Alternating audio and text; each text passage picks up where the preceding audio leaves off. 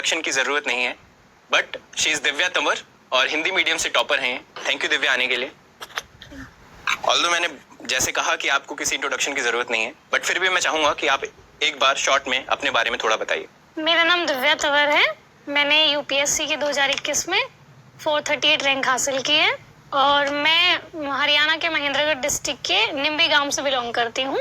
और मैंने अपनी स्कूलिंग के बाद अपनी ग्रेजुएशन अपने डिस्ट्रिक्ट के कॉलेज से की है और उसके बाद मैंने अपनी यूपीएससी की प्रिपरेशन स्टार्ट की और फर्स्ट अटेम्प्ट में आई गॉट आईपीएस। सो दिव्या, पहला सवाल यही कि यूपीएससी के बारे में सोचा कहाँ से, क्योंकि हरियाणा में शायद अभी तक उतना क्रेज नहीं है जैसा हम अदर नॉर्दर्न स्टेट्स में देखते हैं। तो ये यूपीएससी का आइडिया आपके मन में कहाँ से आया? मतलब यूपीएससी का मैंने अपने ग्रेजुएशन के टाइम सोचा था और ग्रेजुएशन में ही मैंने मतलब यूट्यूब पे जो टॉपर्स होते हैं उनको देखा और मतलब वहीं से मुझे लगा कि एक बार मतलब यूपीएससी ट्राई करना चाहिए और उसके बाद आफ्टर माय ग्रेजुएशन मैंने मतलब एकदम स्टार्ट कर दिया था।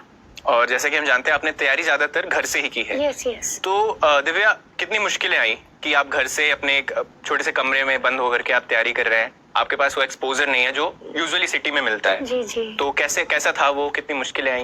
मतलब हम ये तो नहीं कह सकते एकदम कि मुश्किलें ही उनको कहेंगे। मतलब मैं इंजॉय करती थी अपनी पढ़ाई, मुझे ऐसा नहीं लगा कि बहुत ही मुश्किल है, लेकिन थोड़ा सा बस ये होता है कि आपके पास सोर्सेस कम हो सकते हैं। जैसे गांव में मैगजीन आपको अवेलेबल नहीं हो पाएंगी या फिर टेस्ट सीरीज, मतलब आप जो टेस्ट लिखेंगे उनको इवेल्युएशन के लिए कोई आपको नहीं मिल पाएगा। लेकिन मैं ऑनलाइन मतलब ये चीजें अरेंज कर लेती थी, जैसे इवेल्युएशन हो या फिर मैगजीन्स हो।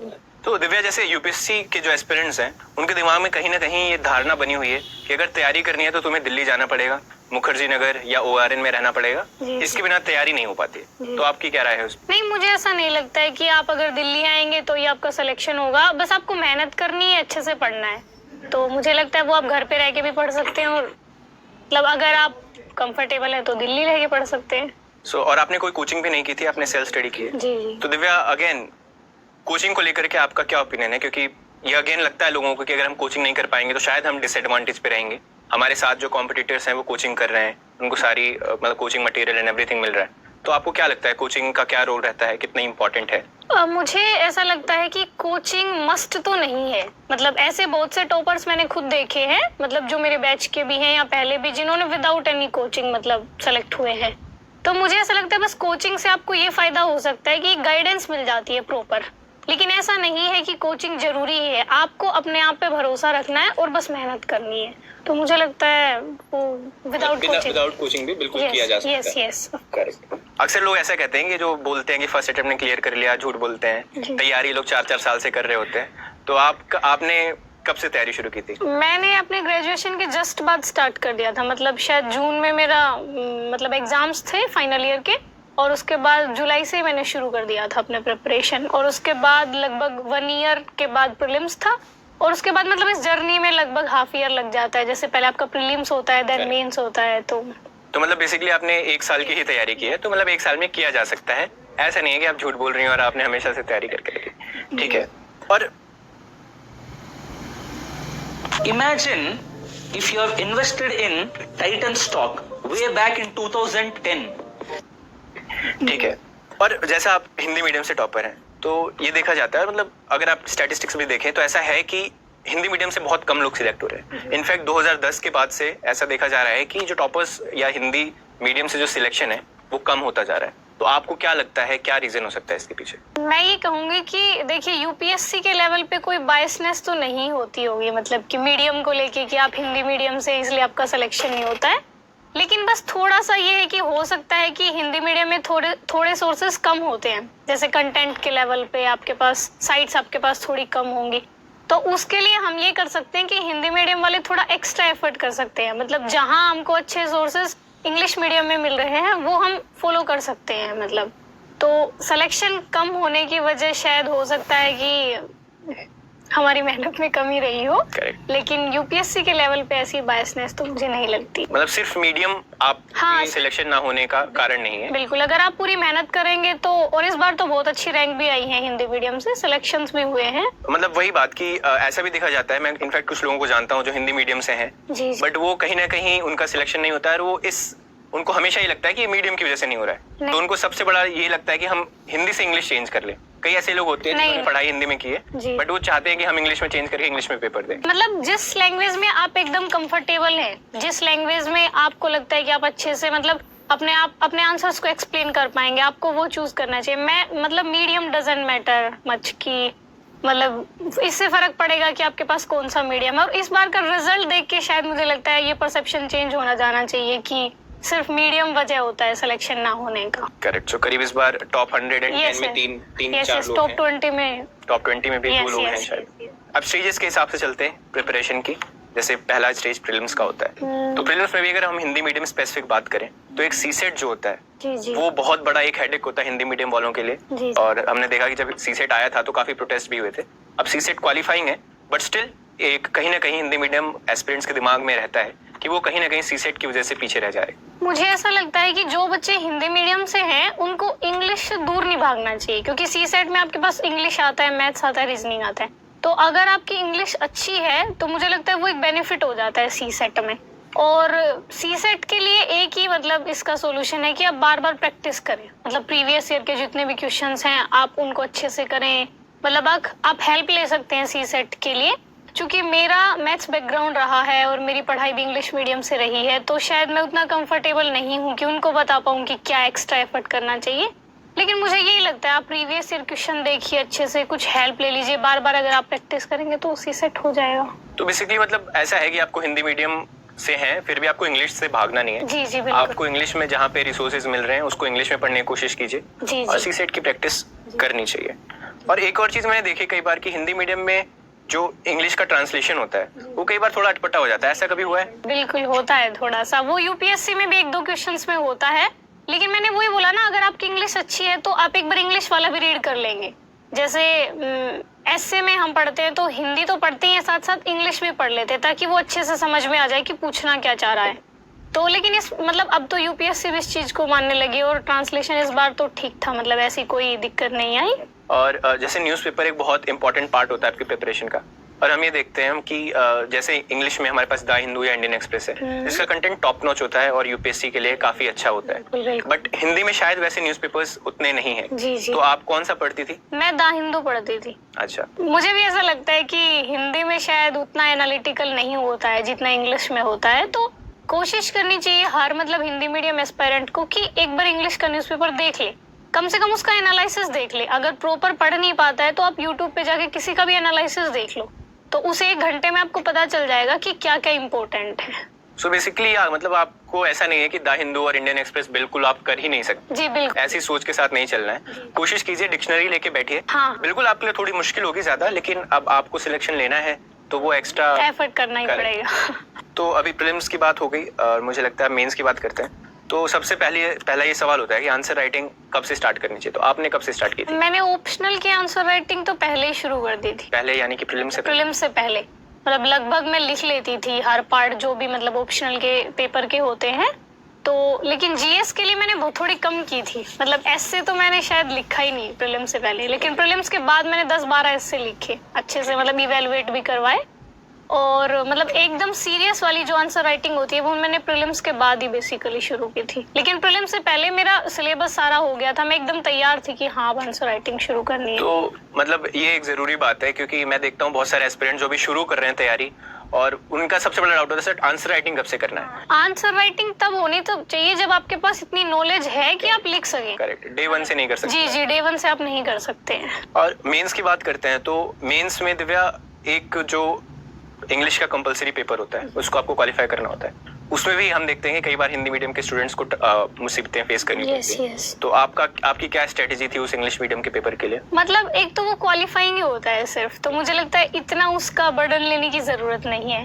लेकिन उसमें एक एस्से आता है, आप एस्से अच्छे से हैंडल करिए। मतलब आप पेपर देने जा रहे हैं यूपीएससी में, उससे पहले आप 2-3 पेपर लिख के देख लीजिए, मतलब पूरे टाइम बाउंड मैनर में, कि ताकि आपको वहां जाके एकदम ऐसा हेजिटेशन ना हो कि पहली बार लिख रहे हैं। तो बस इंग्लिश कंपलसरी के लिए आप ये करिए कि ग्रामर थोड़ा देख लीजिए, बस जो भी ग्रामर वाला पोर्शन होता है, और आप अच्छे से मतलब 2-4 पेपर लिख लीजिए ताकि वहां जाके ऐसा ना लगे कि एकदम नया नया है। वही प्रीवियस ईयर के थोड़े पेपर हाँ, सॉल्व करके जाइए और ऐसे पे ध्यान दीजिए। आपका ऑप्शनल हिंदी था दिव्या, जी, तो थोड़ा सा हिंदी ऑप्शनल के बारे में बताइए, आपने तैयारी कैसे की बुक्स, अगर बुक आपके कुछ बुक सोर्सेज हो, कौन सी बुक्स आपने रेफर की? हिंदी लिटरेचर के लिए बेसिकली विकास सर के नोट्स, मतलब वो ही है मार्केट में, मतलब मुझे जो लगता है, मैंने भी वो ही पढ़े थे। तो सर के नोट्स मोर देन इनफ हैं, आप बस नोट्स पढ़ लीजिए और मतलब प्रीवियस ईयर के क्वेश्चंस देखिए सारे, एक बार उनको सोल्व कर मतलब लिख के देख लीजिए। तो मुझे लगता है ऑप्शनल के लिए टेस्ट सीरीज तो लगानी है, वो तो मस्ट है। आंसर राइटिंग तो यस यस। हिंदी माध्यम में अगर आप आंसर लिखते हैं तो शब्दावली कितना मैटर करती है? क्या बड़े बड़े भारी शब्द लिखने चाहिए या उनसे फायदा मिलता है क्या? मतलब ऐसा है कि आपकी लैंग्वेज एक स्टैंडर्ड की होनी चाहिए, ऐसे नहीं कि जो आप मतलब बात कर रहे हैं जिस लैंग्वेज में वो ही लिख दें। तो मुझे ऐसा लगता है थोड़ा सा आपकी लैंग्वेज स्टैंडर्ड होनी चाहिए, मतलब जो न्यूज़पेपर्स में आती है, हिंदी वाले न्यूज़पेपर्स में, या जो अच्छे नॉवेल्स में होती है, मतलब थोड़े ऐसे वर्ड होने चाहिए जो क्लासिक लगे, मतलब तो इस पे काम किया जा सकता है। वो तो मतलब ड्यूरिंग प्रिपरेशन ही आप पढ़िए और जहाँ भी पढ़ रहे हैं आप वहाँ से शब्द उठाइए। जी जी बिल्कुल बिल्कुल। तो फाइनल स्टेज की बात करते हैं अब, इंटरव्यू की बात। जी। और इंटरव्यू में भी लेकर के लोगों का अक्सर ये डाउट रहता है कि यार तुम हिंदी में जाके बोलोगे, वो लोग इम्प्रेस नहीं होंगे और वो आपको अच्छे से नहीं देखेंगे, अच्छे लाइट में नहीं देखेंगे, और हिंदी बोलने वालों को नंबर अच्छा नहीं देते इंटरव्यू में। नहीं, ऐसा तो नहीं है कि नंबर अच्छे नहीं मिलते हैं, नंबर तो आपके भी अच्छे नंबर हैं काफी। हाँ, तो मुझे ऐसा लगता है कि वही बात कि आपका मीडियम कौन सा है ये मैटर नहीं करता है, बस आप अपना कॉन्फिडेंस के साथ उनको जो भी आप जवाब दे रहे हैं उनको समझ में आ जाए और आप सही जवाब दे रहे हैं, तो मुझे लगता है कि वो आपका कॉन्फिडेंस, आपकी पर्सनैलिटी जज करेंगे, ये जज नहीं करेंगे कि आपका कौन सा मीडियम। आपने हिंदी में ही दिया था? हाँ, मैंने हिंदी में दिया था। आपको किसी पॉइंट पे ऐसा लगा कि आप असहज हैं या वो सवाल इंग्लिश में पूछ रहे हैं? हाँ, सवाल तो इंग्लिश में ही पूछे थे। वो इंग्लिश में ही पूछे थे? यस। तो कहीं आपको लगता नहीं थोड़ा वो आपके लिए मुश्किल था? नहीं, एक्चुअली मेरी इंग्लिश ठीक थी, तो मतलब मैम ने बोला था ट्रांसलेटर के लिए कि, लेकिन मैंने मना कर दिया था। तो मैम ने बोला था कि हम इंग्लिश में पूछेंगे लेकिन आप जिसमें कंफर्टेबल हैं उसमें, तो मैंने भी मिक्स बोला था कि मैम को समझ में आ जाए अच्छे से और मतलब ठीक लगे, मतलब। तो बेसिकली आपको यूपीएससी ऑप्शन देता है कि अगर आप हिंदी में कंफर्टेबल हैं, इंग्लिश में नहीं है, और आप चाहते हैं कि क्वेश्चंस भी ट्रांसलेट हो, यस, तो आप उसके लिए ट्रांसलेटर बुला सकते हैं। Motorola Edge 50 Ultra is a truly effortless flagship that literally dominates the Indian. Yes. तो आप उसके लिए ट्रांसलेटर बुला सकते हैं। तो ये रही स्ट्रेटजी की बात दिव्या। अब बात करते हैं आपके स्टारडम पे। तो मुझे लगता है कि हमारे इस बैच से, एटलीस्ट आईपीएस बैच से, I think the most famous personality is Divya Tanwar. तो आपको कैसा लगता है? मतलब ये है कि ऐसे तो सबको ही अच्छा लगता है और सिलेक्शन के बाद मुझे लगता है सबको स्टारडम मिलता है, ऐसा नहीं है कि किसी पर्टिकुलर। हम आपके बहुत पीछे हैं। ऐसा तो नहीं है, लेकिन वो ठीक है, वो शुरू में ठीक लगता है, उसके बाद थोड़ा सा हो जाता है कि आप कहीं भी जा रहे हैं, किसी से भी मिल रहे हैं, हर जगह लोग, तो थोड़ा सा लगता है बस। कितनी सेल्फीज दे दी अभी तक दिव्या? अब गिनती तो नहीं की। अच्छा चलिए, एक रैपिड फायर राउंड है हमारा, ठीक है? तो उसमें मैं आपसे सवाल पूछूंगा और आपको कम शब्दों में जवाब देना। तो पहला सवाल ये है कि एक कोई सलाह जो आप 2 साल यंगर दिव्या को देना चाहेंगे जो अभी तैयारी शुरू कर रही है 2021 में, 2020 में। मैं ये सलाह दूंगी कि अपने आप पे भरोसा रखो, हो जाएगा। तो ये सलाह मतलब कहीं से तो निकल के आ रहा है, तो कहीं ऐसा था कि आपके तैयारी के दौरान काफी सेल्फ डाउट होता था? हाँ, मतलब वो होता ही है, मुझे लगता है हर मतलब स्टूडेंट को होता होगा शायद। एक वो स्टेज आता है जब आपको डिमोटिवेटेड फील होता है कि शायद सब कर रहे हैं, हम नहीं कर पा रहे। तो मुझे लगता है कि उससे घबराना नहीं है, मतलब आप अपने आप पे भरोसा रखिए, अपनी मेहनत पे भरोसा रखिए। करेक्ट। सो हार्ड वर्क और smart work? Mixture. Okay, smart answer. अगर दिव्या तंवर की लाइफ पे एक मूवी बनती है तो आप क्या चाहेंगे? कौन सी एक्ट्रेस? ऐसा तो नहीं होगा। मतलब चलिए, आप अगर बनती है तो आप किस एक्ट्रेस को चाहेंगी कि वो आपका रोल प्ले करे? रश्मिका मंदाना। अरे वाह, क्या बात है, मैं जरूर देखूंगा। और अगर आप समय में वापस जा सके तो कोई एक ऐसी चीज अपनी प्रिपरेशन में जो आप बदलना चाहेंगे? मतलब इसके लिए मुझे लगता है कि शायद थोड़ा और मेहनत, थोड़ा सोने का टाइम कम करके और थोड़ा और तो दिव्या तंवर ज्यादा सोती हैं? यस। ठीक है। कोई 3 हैबिट्स जो आपको लगता है एक या हर एक यूपीएससी एस्पिरेंट में जरूर होनी चाहिए? 3 हैबिट्स। कंसिस्टेंसी, कि आप रेगुलर पढ़ रहे हैं, और हार्ड वर्क और ऑनेस्टी। ठीक है, तो ये था हमारा रैपिड फायर राउंड। अभी सवालों का सिलसिला जारी रखते हुए एक सवाल जो मुझे लगता है हर आपके चाहने वाले और आपके जो एस्पिरेंट्स जो आपको एडमायर यू, जानना चाहेंगे कि दिव्या तंवर ने पढ़ाई अच्छी ही सिलेक्शन नहीं लिया, बहुत बढ़िया, पर खाली समय में क्या करती थी दिव्या? मैं खाली समय में सोती थी। अच्छा, सोना मतलब आपकी हॉबी है? Yes yes. ठीक है। और ब्रेक्स कितने ऑफन लेते थे पढ़ाई में, अगर दिन में आप पढ़ाई कर रहे हो? जैसे आप 2 घंटे पढ़ रहे हैं तो उसके बाद आप 10 मिनट का ब्रेक ले सकते हैं, कुछ कॉमेडी देख सकते हैं। मैं कॉमेडी नाइट्स देखती थी। अच्छा, comedy nights with Kapil. Yes yes. बीच बीच में ब्रेक्स लेते हाँ रहना हाँ जरूरी है। बिल्कुल बिल्कुल। इस बारे में बात करेंगे दिव्या कि आप एक बहुत साधारण से परिवार से आते जी हैं। जी। आपके पिताजी का निधन 2011 में हुआ, जी जी। और उसके बाद आपकी माताजी ने ही आपको पाला है बेसिकली, और आपकी तैयारी में। तो माताजी का क्या रोल रहा है, अगर आप थोड़ा बहुत उसके बारे में बताएंगे तो? मतलब मम्मी का बेसिकली मैं उनको देख के मोटिवेट होती थी कि मुझे ऐसा लगता था कि शायद उनके लिए मुझे करना है ये सब।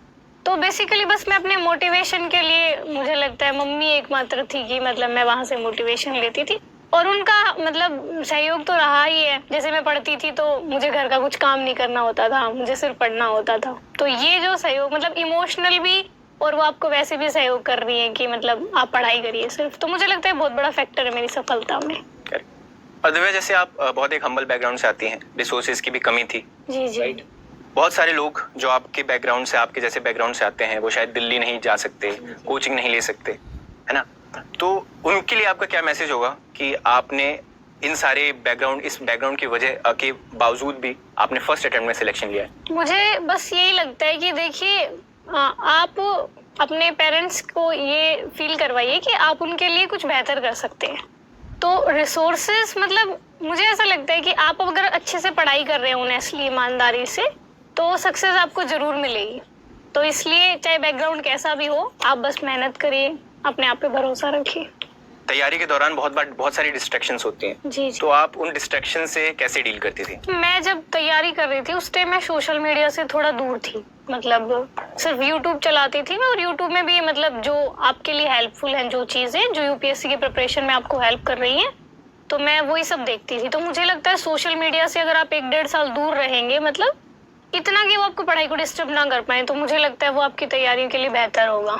और आपने यूट्यूब मेंशन किया, तो कुछ ऐसे हिंदी मीडियम के लिए स्पेसिफिक आप कोई यूट्यूब चैनल्स ऐसे हैं जिसने आपको मदद की, जो आप सजेस्ट करना चाहेंगी, जो हिंदी मीडियम के लिए हो? नहीं, ऐसे स्पेसिफिक तो नहीं कुछ, लेकिन जो आपको बेटर लगे, मतलब आप एक बार देख लीजिए। हिंदू एनालिसिस के लिए जो हिंदी में मतलब एनालाइज करवाते हैं, तो आप जिसका आपको बेटर लगे आप वो देख लीजिए। ठीक है दिव्या, और फाइनली मैं आपसे चाहूंगा कि आप जो भी एस्पिरेंट्स आपको देख रहे हैं उनको कोई मैसेज देना चाहें। मैं बस वही जो अभी आपने पूछा कि कोई भी जो यूपीएससी में सेलेक्ट होना चाहता है उसके पास 3 स्ट्रेंथ तो होनी चाहिए, मतलब ऐसी क्वालिटीज कि आप लगातार अपनी पढ़ाई करें, ईमानदारी से अपनी पढ़ाई करें, अपने लिए ईमानदार रहें, अपने पेरेंट्स के लिए ईमानदार रहें, और दूसरा मुझे लगता है हार्ड वर्क। देखिए, मेहनत तो आपको करनी पड़ेगी, अगर आप मेहनत करेंगे तो सफलता आपको जरूर मिलेगी। Thank you Divya for coming here and talking to me. So know your topper series में आज हमारे साथ दिव्या तंवर थी, जिनसे हमने बातचीत की। ऐसे ही